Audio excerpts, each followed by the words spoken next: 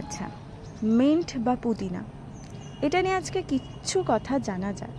সকাল সকাল ভিডিও বানাচ্ছি, তার একটা কারণ হলো আমরা অনেকেই কি হচ্ছে রেস্টুরেন্টে খাই বা বাড়িতেই খাই। বাড়িতে যেমন কাঁচা পেঁয়াজ বা লঙ্কা প্রেফার করেন অনেকে, তেমন রেস্টুরেন্টে গেলেও ওনাদেরকে দেখেছি কি যে ওনারা যদি পরোটাও খান, মানে অনেককেই দেখেছি যারা যদি পরোটাও খান বা ধরুন ভাত নিয়েছেন, সিম্পল রাইস নিয়েছেন বা কোনো রকম ফ্রাইড রাইস নিয়েছেন, তার সাথেও কিন্তু কাঁচা পেঁয়াজ আর লঙ্কা প্রেফার করেন।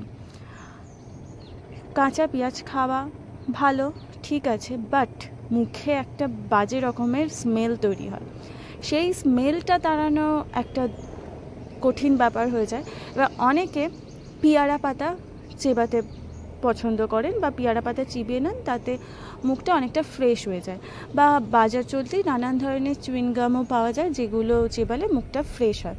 কিন্তু যদি বাড়িতে এই রকম পুদিনা পাতা পাওয়া যায়, কারণ পেয়ারা গাছ যথেষ্ট বড় একটা গাছ, সেটাকে সবার বাড়িতে তো অতটা জায়গা নেই যে পেয়ারা গাছ রাখা পসিবল, বাট এই পুদিনা কিন্তু আপনি ছাদের টবে অল্প হলেও রাখতে পারেন, পুরো টবটাই ভরে যাবে। এখানে আমি দেখতেই পাচ্ছেন যে এইগুলো কেটে নিয়েছি, কিছুটা আমার দরকার ছিল, কিছুটা অনেকটাই আমি গাছটা আর কি ফাঁকা করেছি যাতে এই নিচের এগুলো ভালোভাবে গ্রো করে।